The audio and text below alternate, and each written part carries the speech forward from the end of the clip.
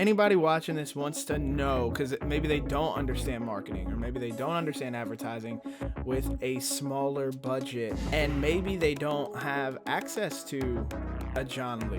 When people talk about like, oh, like, you know, you need to build a team, I'm like, yeah, you need a John Lee. Even if you have someone like me, then can you afford the tool on top that I need to use to go do that? Because I can't build that tool for you. I can give you strategy. I can find maybe cheaper ways of trying to do the same thing. But man, like if I had access, the budget would be like, hey, let's use this tool that I would use for this company because they could pay for it for you. That would change the game. Hey, what's going on? Welcome to the McCove Mindset Podcast. This week, we are sitting down with my guy, Jonathan Lee. He's a data-driven and growth-focused digital marketer with over 15 years of experience working for agencies like Critical Mass and Evans & Hunt. As a mentor and a speaker, he's worked with multiple organizations such as Canada's Music Incubator and the Juno Awards. And as a songwriter, he's worked with both independent and major label artists. He's recently moved into the world of sync, where he's garnered placements with the NFL, NBC Universal, and Peacock. Really looking forward to getting to this episode with you guys. As always, if you like what you hear, hit like, hit subscribe, leave a comment, and let me know what you think. Let's get to it. Why are we behind in terms of marketing and marketing agencies and like how we get our music out? Like, how are we behind the ball on this? Why? So I could be wrong, but the way that I look at it from being, you know, a songwriter who does this professionally, but also having the weird in between of working at these big marketing agencies on corporate clients and then working with music clients is that unfortunately it's kind of like a chicken and an egg problem. A lot of the people that have worked in music marketing departments, they don't have that background of working on corporate. And the difference between working in corporate is Nike's always had to compete against Adidas. Toyota has always had to compete against Honda. So that innovation in and of itself leads to technology improvements and innovations and creating frameworks, like literally like, oh, like for example, this is a very simple like example and it might not 100% be accurate, but for many years, and I'm not actually sure right now, Bandcamp wouldn't let you put a Facebook pixel on its page, which is ridiculous.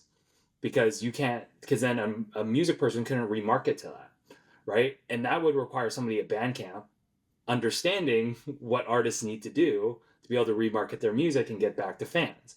Now, the question is, was that a conscious decision or is that a lack of understanding? Just because they, Right.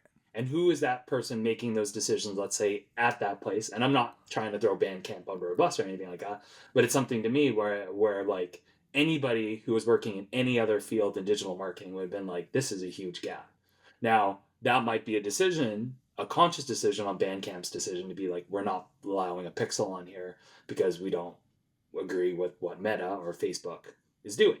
That could have been a decision, but I don't know whether it's a conscious decision or whether it's a decision out of ignorance or lack of expertise. So, I feel that. I feel that friction, like maybe there's not enough like people that actually use the products that get to have their input heard, because I just learned, right, that like if you're on Instagram and you make a post, like, so you know how you can like make it so that if you post to Instagram, it also posts to Meta, Facebook. So I'm like, all right, they're the same company, like whatever. If I make a post that's a reel on Instagram and I go to share it, and it shares to Facebook, if you wanted to promote that post, if you wanted to boost that post or whatever, it will say to you, you cannot boost this. You can't boost like any reels that have also been shared to Facebook. And I'm like, this doesn't make any sense to me. yeah. Why would I not be able to do that when even they're under the same umbrella? Legalities, to be honest. A lot of it is just like, yeah, for lack of a better word. But this is where like the thing comes in about music marketing is that there isn't necessarily a technological framework to do some of the really advanced stuff. Problem also is the money that's available is concentrated in different places. It's either way up It's either way at the highest levels where they have a lot of budget, and then there's this huge middle gap where nobody has the money. And because nobody has the money, then it's very possible that they don't want to invest in the technological structure for those people to market better because there's no money there. So it's like a chicken and egg thing, right? Like somebody has to start it, right? And then on Right. top of that is there's a whole bunch of music marketers who've only worked in the music industry, so they only understand an old school way of doing it when you could just throw up an ad and people would buy stuff, right? They have no idea about you need to create awareness first and loyalty, and then eventually that becomes a purchase. They don't quite understand that. They want to move what we call in the like this is getting very technical, but there's such a thing called a marketing funnel. I don't know whether you've seen that before. It's an upside down triangle. Yeah. And Mm-hmm. and this is essential for any product is you have to become aware of something, then you have to consider it, doing your research, then you have to purchase it, and then there's post purchase or loyalty. The problem is that a lot of music places and a lot of artists, independent artists and labels, lots of people who don't understand, they try to move right to the middle of the funnel or the bottom of the funnel, which is the bottom of the triangle. They try to get the purchase right away, so they advertise just for the purchase. The problem is like they don't realize they have to create loyalty and awareness first to go do that. It's like I like to use this example. I was at a conference last week and I asked some of the artists, well, if you have a friend in your life and they ask you for a favor. If this friend isn't checking in on you, you never hear from them or anything like that, and then they ask you to do a favor, are you more likely to do a favor for that friend? Or are you more likely to do a favor for a friend who you see every week, you hang out with them, you get to know them? When they make the ask, you're way more likely to give them the favor, right? This is the exact same problem if we apply it to the music industry today. Everybody tries to move to, hey, will you do me a favor before doing any of that legwork to build the relationship? And Right. the music industry doesn't understand that because they never had to do the legwork to build that before. They would just be like, hey, here's my ad about when this is touring, or hey, this is this. And it used to be able to print money. This isn't the case anymore. So that's why. And then with the proliferation of social media and everybody, their mom and their dad and their dog is an artist, now there's just increased mass as well. So how do you cut through? The only way you can cut through is create loyalty and then lead down to the purchase or to the stream or to whatever the conversion point is. And when I say conversion, that means just the intended action. That's the problem that the music industry is running into. But to do some of that stuff, to create the loyalty and then be able to get back to those people, you need those technological frameworks to be able to remarket, to get back to those people. And sometimes that technology doesn't exist either for that framework. So these are multiple compiling problems from the lack of understanding to technology changes to there not being enough money to fund the technological frameworks. So this is the whole cycle of why these things aren't necessarily working, at least from my opinion, from what I see from my past experience of working in corporate marketing, in big ad agency marketing. That is so crazy because, I'm just getting my first taste at all this, right? Like, in terms of the corporate stuff. I'm like, it's interesting. It puts me in like a sort of a interesting position, but I feel like it's a unique position, right? It might not be, but I feel like being in meetings about like with the marketing agencies and the advertising agencies and being the person who's like the independent artist who is like more of like on the creative side of things, I think. Like sometimes I think it's to my benefit that I don't understand necessarily all. It's like I understand those frameworks, but I don't know them. You know what I mean? So I don't think about things through that lens. Yeah. So I would just be throwing out ideas.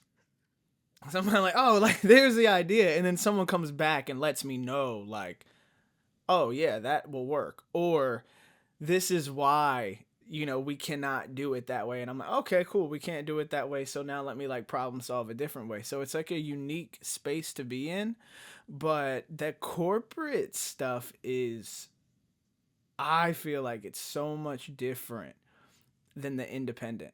Yeah. And I think that like maybe like do you see, I don't want to say what I think, do you think that independent artists can use any of the stuff that the corporate structure uses, or like they're completely separate things and you can't really overlay them? There is an overlay for sure, but that overlay requires you to get very good at digital marketing.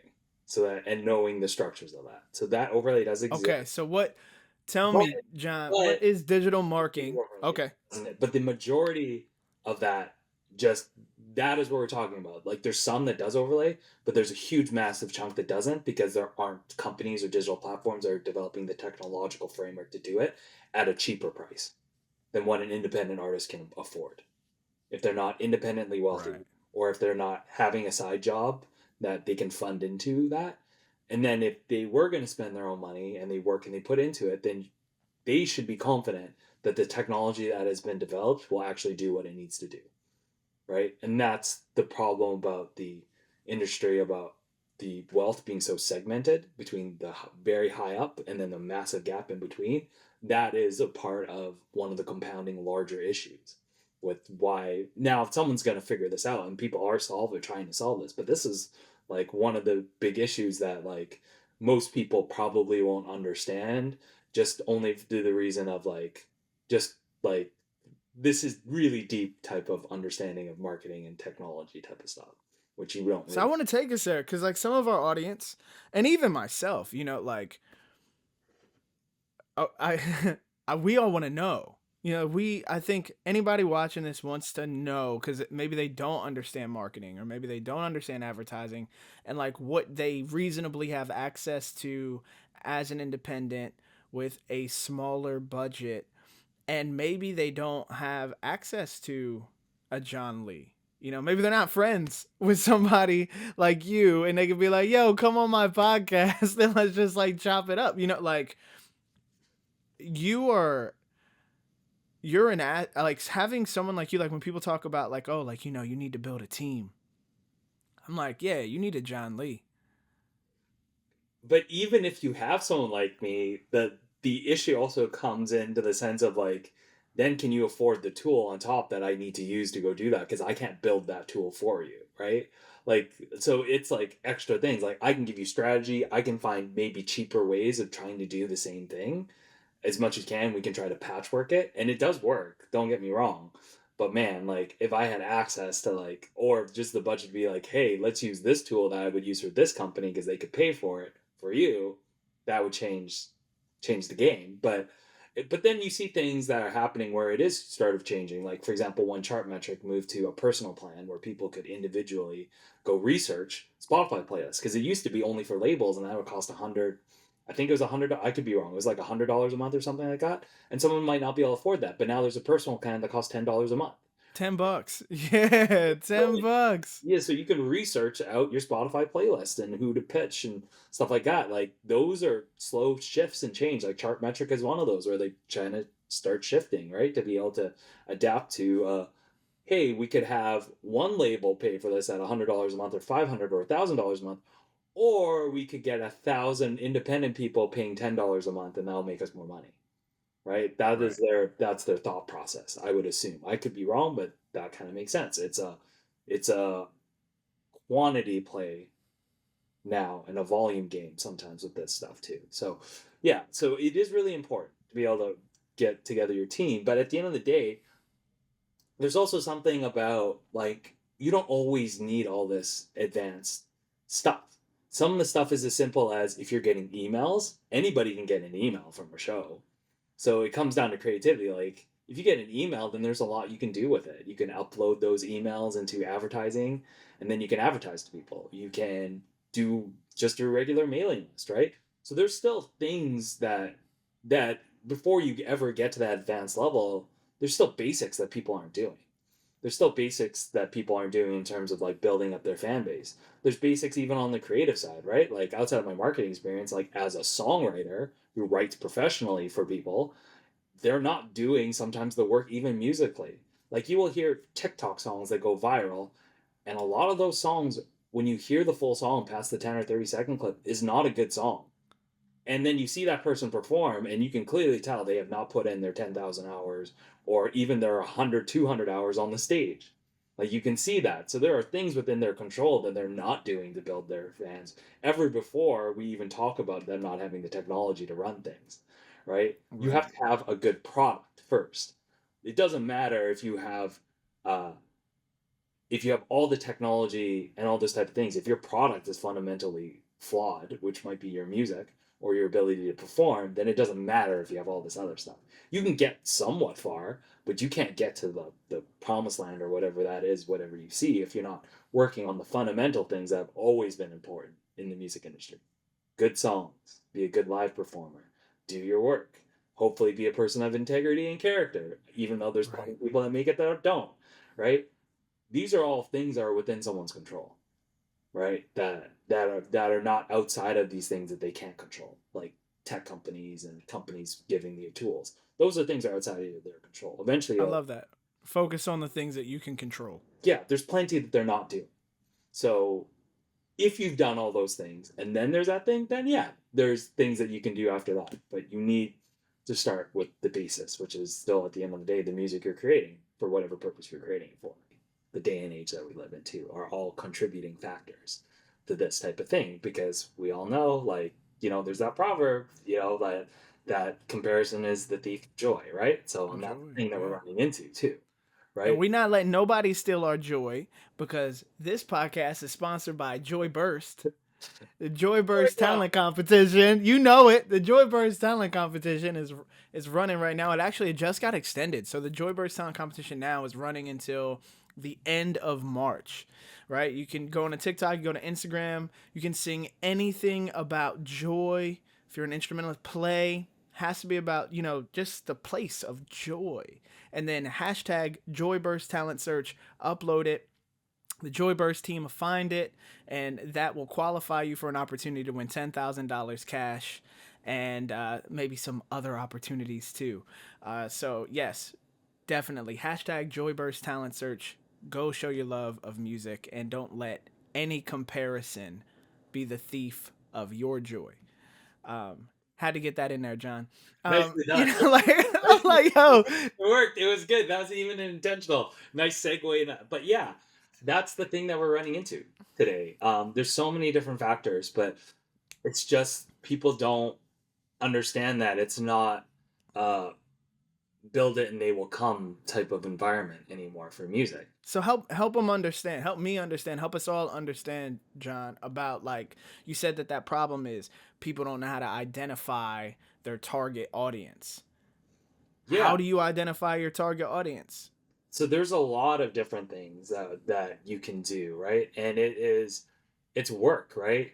I guess the first thing that, the thing that I always teach, whether I'm speaking at conferences or whether I am, we're both faculty at the Songwriting Academy, like whether I'm teaching stuff there, with everywhere that I go when I'm teaching types of marketing, and this extends beyond just music marketing, because this is just marketing in general, is understanding the behaviors and who your target market is. So if we specifically talk about musicians and artists trying to find their target market, there's two ways of starting with it. And I'll explain. So one of them starts with knowing who you are yourself and knowing why you're an artist, why you do what you do, understanding your brand. So what I like to show is, like, one of the diagrams that I always like to use is like two concentric circles and there's an overlap, right? And that's that over, and we've all seen this We diagram. call that a Venn diagram in the United States. We also call that in Canada, but I did not have the, yes, so the Venn diagram. And the place where the two circles overlap is really important. And one of the circles is who you are as an artist. The other one is who your audience is. And if you remember when I said brand is authentically communicating who you are. Those things keep you going and they keep you motivated. If everyone around you in your circle is just sort of like, the energy is down, Yeah. and Or if they nobody's don't like celebrate your supporting each win. other. Yeah. Or when they don't. Yeah. Then you might be around the wrong people if they aren't celebrating you and your wins. Right? Because, like, I Yeah. remember when you did the Joyburst stuff and the Billboard article came out, and I read through the whole Billboard. I was just like, this is so cool that like Billboard is writing about something that like one of my homies has done, right? Like Yeah, that is man. like, yeah, you just need to have people that People love you that enough, love you. people love you enough to tell you the truth, but also celebrate your wins, right? And sometimes you Right. don't. So that's the unique thing, right? So yeah, no, it was really really cool. Like it was so cool when I saw you do that early in the year, and then like for this one, it like kind of dawned on me. It didn't really hit me because like we'd already gotten a placement on that same song on an NBC Peacock show, but it was a streaming thing. So like I already knew people had listened to it, but it's a whole different feeling. And I didn't really realize it until after it aired, like maybe a day because it ran for like a whole week. And I realized like my name's on there, but more so than just my name on there, just like I realized in that moment because like it's like a conference finals game, like literally millions of people have heard, millions upon millions of people worldwide have heard something that I've written. And that was like, Isn't that crazy, man? this is crazy. Like that's something that it didn't really hit me The until reality didn't hit you yet. for like a day or two. And then I just like, oh dang, like millions of people have heard it, which is like Yeah. really, really cool. Bro, thank you so much for taking the time out to sit with me. We've been talking for like a little over an hour. I want to be mindful of your time. Thank you so much for coming to do the podcast, for chatting, for giving advice, not only just about like the marketing and everything like that, but just also like how you have to be mindful of yourself, the people that you're around. And man, I'm glad that we're friends. Me too. Friendship, good. Yeah. Friendship equals good, people. If you take nothing else from this podcast, it is good to have friends. Right. And good friends. Good friends. Real friends. Real friends. Real friends. Yeah. Real friends. Word. Well, I appreciate you for being on, man. Thank you, sir. Thank you.